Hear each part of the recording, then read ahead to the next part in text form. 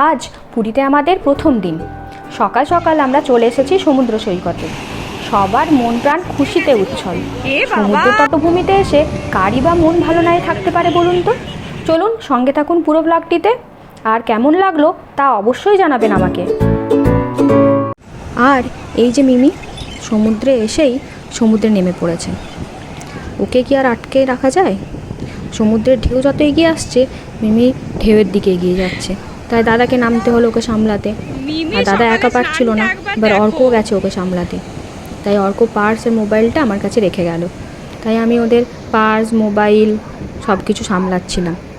আর মিমির এই দুষ্টুমি ভরা সমুদ্রে মজা করাটা শ্যুট করে যাচ্ছিলাম। ভাবছিলাম ও যখন বড় হবে তখন এই ভিডিওগুলো দেখবে আর ভাববে আমি কি করেছিলাম সমুদ্রে গিয়ে। ও অবশ্য অনেকবারই এসেছে সমুদ্রে, তবু এই প্রথমবার আমাদের সাথে এলো। আর আসার সাথে সাথেই সমুদ্রে এসে যে কী আনন্দ করছে সেটা তো দেখতেই পাচ্ছেন। আর ও ঢেউ কোনো ভয় নেই, এক একটা ঢেউ এগিয়ে আসছে, ও ঢেউয়ের দিকে এগিয়ে চলেছে। আর এই যে দাদা সামনে দাঁড়িয়ে অর্ক পেছনে দাঁড়িয়ে, দুদিক থেকে দুজন ওকে গার্ড করে আছে। আর আমি এখানে দাঁড়িয়ে রয়েছি আর সমুদ্রের ঢেউয়ে পা ভিজিয়ে নিচ্ছি। এই যে সমুদ্রের ঢেউয়ের জলে দাঁড়িয়ে থাকতে বেশ ভালো লাগে বলুন। এই যে বালিগুলো পা থেকে সরে যায়, তো এটা বেশ মজা লাগে। আমি ছোটোবেলাতেও ঠিক এরকমই করতাম। তবে আজ কিন্তু ঢেউগুলো বেশ বড় বড়ই ছিল, তাই আমিও প্রায় অনেকটাই ভিজে গিয়েছি। বেশ ভালো লাগে এরকমভাবে সমুদ্রের তীর থেকে সমুদ্রকে উপভোগ করতে। আর এই যে এখানে আমি দাদাকে মোবাইলটা দিয়ে দিয়েছিলাম, একটা শর্টস শ্যুট করছিলাম। আর আমারও তো ইচ্ছে হচ্ছিল যে হ্যাঁ সমুদ্রে একটু পা ভেজায়। এই যে এখানে আমি এই দিক থেকে ওদিকে হেঁটে চলেছি। আর মিমি সবার গায়ে জল আর বালি ছুঁড়ে ছুঁড়ে মারছিল, আর মারা দাঁড়িয়েছিল দূরে। তবে বেশ ভালো এনজয় করছিলাম। সবার সাথে এবারে পুরীতে এসে খুব মজা হচ্ছিল। আর এই যে দুই মা মিলে এখন পোজ দিতে ব্যস্ত। এরপর ওদেরও সমুদ্রের কাছে ডাকছে যে আর ওরা থাকতে পারে। আর মিমিকে ধরে রাখা যাচ্ছে না। মা তো একটু ভয় পাচ্ছিল নামতে। আর এই যে অর্ক মিমিকে ধরে রেখেছে। ও তো বাচ্চা না, এবার ঢেউ আসছে, ও ঢেউয়ের দিকে ছুটে ছুটে চলে যাচ্ছে। ওকে আটকে রাখাই মুশকিল হয়ে গেছে। আর এই যে ঢেউয়ের দিকে চলে যাচ্ছে, ওকে টেনে নিয়ে আসা হচ্ছে। আমি তো দূর থেকে চিৎকার করে আনছি, মাও ভয় পাচ্ছিল। আর আজকে ঢেউগুলো বেশ একটার পর একটা চলে আসছিল। এই যে মা নেমে পড়েছে, দেখুন কিভাবে স্নান করছে। আর মিমি মায়ের ঘাড়ে চেপে বসেছে, মানে ও যেই সমুদ্রে স্নান করতে যাচ্ছে ও ওর দিকে চলে আসছে, ঘাড়ে চেপে বসছে। এটাই ওর একটা মজা। এবারে এই মাও যাচ্ছে স্নান করতে। এই যে মাকে নিয়ে যাচ্ছে মিমি। তবে সবাই মিলে বেশ ভালো মজা করছে, এটা দেখেই বেশ শান্তি। আর দাদার আমি দাঁড়িয়েছিলাম। এই যে মা এখানে বসে পড়েছে, কিন্তু মা একটু প্রথম ভয় পাচ্ছিল। দুজন মাকে এভাবে আনন্দ করতে দেখে আমারও মনে প্রাণে এক অনাবিল শান্তি হচ্ছে জানেন। জগন্নাথ দেবের কাছে একটাই প্রার্থনা, যেন বাবা মায়েদের সাথে বারবার তোমার এই পুণ্যভূমিতে আসতে পারি। এই যে খুব বড় বড় ঢেউ পরপর আসতে শুরু করেছে। মা উঠতে যাচ্ছে, উঠতে পারছে না। আর মিমি কোন দিকে যাবে সেটা বুঝে উঠতে পারছে না। আর অর্ক রয়েছে ওই দূরে দাঁড়িয়ে।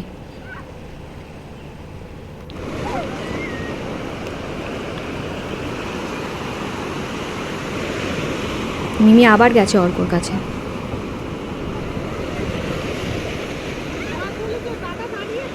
আর একটু করে নাও, করেছো যখন। তোমরা কি ভিজিয়ে কি লাভ হলো তোমাদের?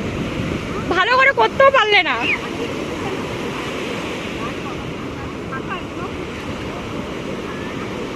মা এখানে বলছে যে ঢেউয়ের জোর আজকে খুব বেশি, একদম ভাসিয়ে নিয়ে চলে যাচ্ছে। আর এই যে অর্ক এসেছে এখানে ডিরেকশন দিতে মাকে। ওর কাজ হচ্ছে সবাইকে দায়িত্ব নিয়ে সমুদ্রে বসিয়ে দেওয়া। আর সমুদ্রে ঢেউ এসে যখন নাকানি চোবানি খেয়ে যাবে ওটা সে মজা নেই খুব ভালোভাবে, এটা হচ্ছে ওর কাজ।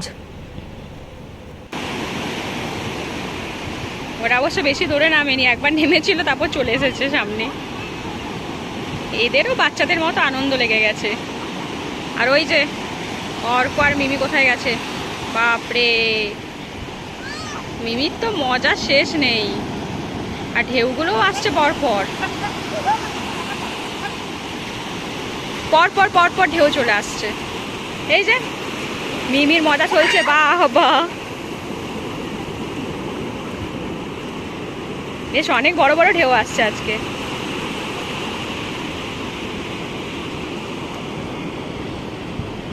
আর আজকে রোদের জোরটাও অতটা নেই, মেঘলা মেঘলা আকাশ।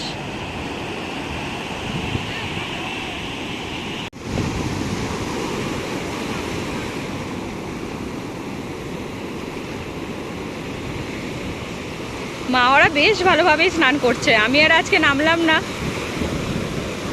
কাল আমি এসে নামবো অবশ্যই। কারণ আজ হোটেল থেকে এসেই এমনি এসেছিলাম সমুদ্র দর্শন করতে, একটু পা ভিজিয়ে নিলাম।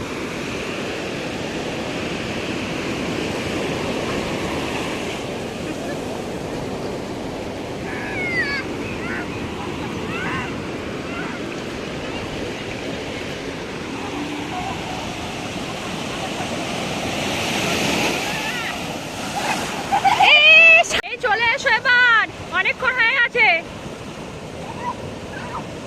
অর্ক তো নামতে পেলে আর কিছু চায় না, আর মিমিও তার সাথে যোগ দিয়েছে।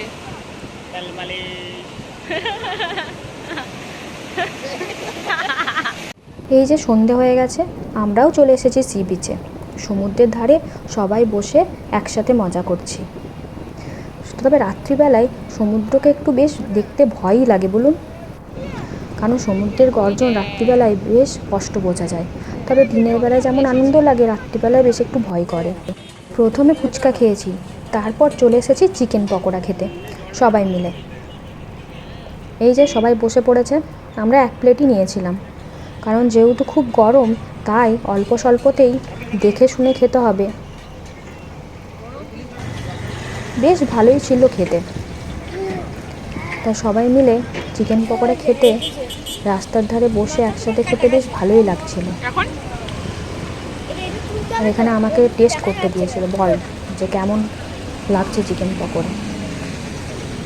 তাই আমিও খেতে খেতে ওদেরকে রিভিউ দিচ্ছিলাম, তারপরে ওরা খাওয়া শুরু করবে।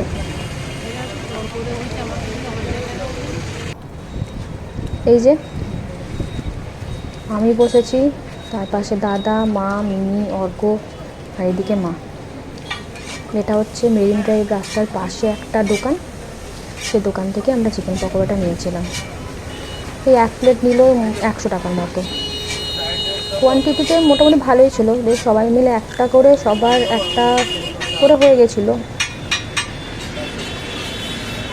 আর এরপর খেয়েছিলাম আমরা আইসক্রিম, সেটা শ্যুট করা হয়নি।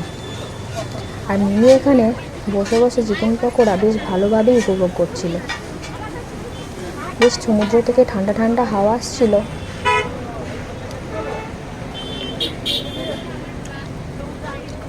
চিকেন পকোড়া খেয়ে আমরা আবার চলে এসেছিলাম সমুদ্র সৈকতে। আজকের দিনটা আমাদের ঠিক এইভাবে কাটলো। পরবর্তী ব্লগের আপডেট পেতে হলে অবশ্যই চ্যানেলটাকে সাবস্ক্রাইব করতে হবে। Please subscribe my channel.